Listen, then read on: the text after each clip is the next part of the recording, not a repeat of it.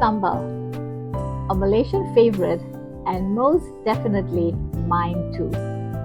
I absolutely love a spicy, hot, fiery sambal. Now, for those of us who live in Malaysia, my country, sambal needs no explanation. It is almost a household word. But what about those of you who are not from this country or who are not from this region? What exactly is sambal?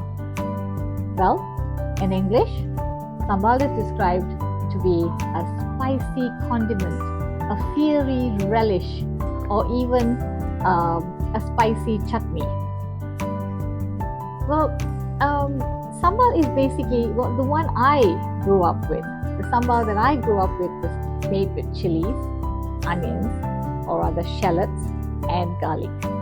Always you need chilies in a good sambal. To be honest, sambal is said to have originated from Indonesia. It used to be called sambal or cabe, if I'm not mistaken, and it seems to be so popular in countries around this region. For example, Singapore, Brunei, my country Malaysia, and even as far as Sri Lanka. Can you imagine? Sambal is even a condiment used in Sri Lanka. Well, sambal, the one that I grew up with, can be eaten raw, can be eaten cooked, and just as the condiment itself, like you dip something into the sambal and you eat it, or it can be used to enhance the flavors of different dishes made from a meat dish, either a seafood dish, a meat dish, or even vegetable dishes. Sambal added to a vegetable dish or meat or seafood is absolutely heavenly, and it changes or transforms that dish into fiery, magical goodness. Let me show you a simple sambal recipe that can be used to stir fry vegetables. So this recipe is called Sambal Tumis. Tumis in the Malay language is to saute. So it's a sambal that is used to saute vegetables or whatever that you want to saute. Okay, so Sambal Tumis means a sambal that you use to saute.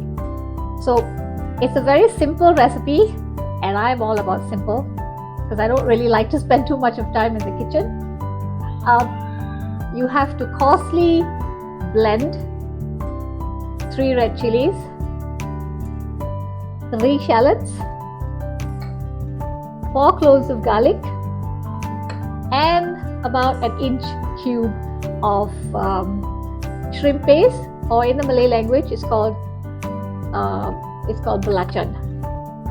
For those of you who are vegetarian or vegan, like my daughter is, you can always use a vegan option, which is vegan belacan or vegan shrimp paste. So let's get on with the recipe. These are the ingredients that I mentioned earlier: the garlic, the chilies. I chopped the chilies a little bit, and I de-seeded them as well because I don't want them to be too spicy. You can leave the seeds in if you are okay with spicy food. These are the shallots, and this is the non-organic shrimp paste. So as for the non-organic shrimp paste, you need to either toast it in a pan with no oil on an electric stove, or you can put it over a light flame on a gas stove. So either way is fine, but you need to toast this shrimp paste before you coarsely blend all these ingredients. And how do we blend these ingredients? In Malaysia, practically every home would have one of these. This is a mortar and a pestle. Now this has been in my home since we were married. So it's been here for 28 years. That's how long I've been married. And this thing here, you can either use a mortar and pestle to blend it coarse, or you can use a food processor which does the same trick much faster. So once you've blended these ingredients, after toasting that, then I'll show you how to saute vegetable using this sambal. So I'll quickly show you how you roast or toast the shrimp paste. Can you see that it's already toasted now? So you can use this piece to blend together with the other ingredients.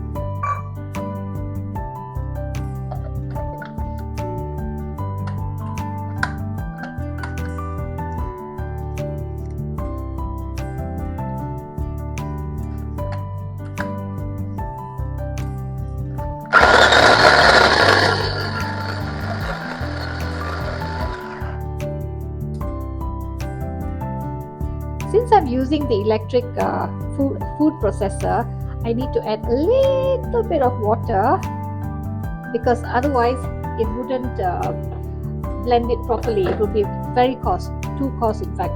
So let me just have a look.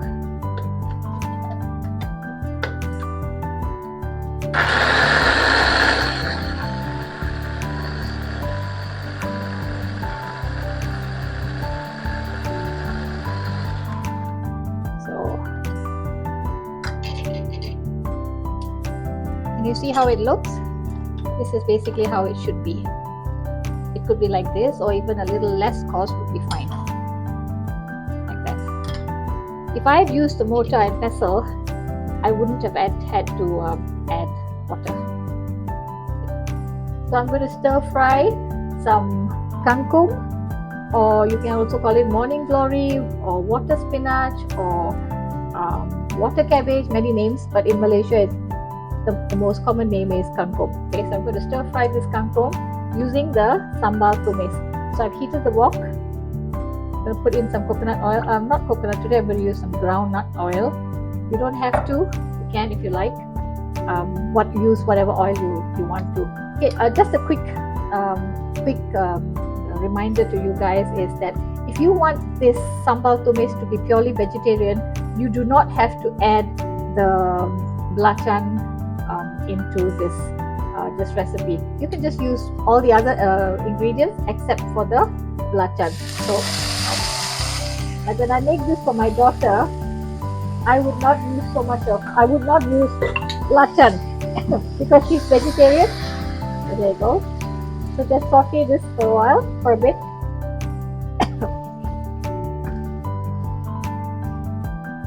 I used all the sambal tumis just now. Add some salt, not too much because belacan or shrimp paste is salty. This bit. You can add some sugar here if you like. You can add oyster sauce. It's all as I said, or as I always say, cooking there's no real hard and fast rules. It's what you want to do and how you want to make it taste. It's all up to you. There you go. This is some water. I used all the sambal, and I'm just washing out this little container with the water. Just a bit.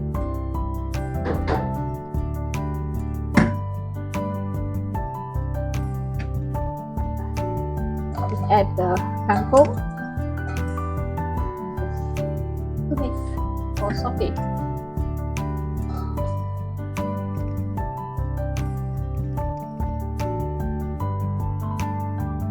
You can make a bigger portion of this sambal tumis and keep it in a jar like I do, and then I think it should keep for about a week or so in the fridge, and then you can always make a quick sambal tumis dish without having to use the mortar and pestle or blend another batch of sambal.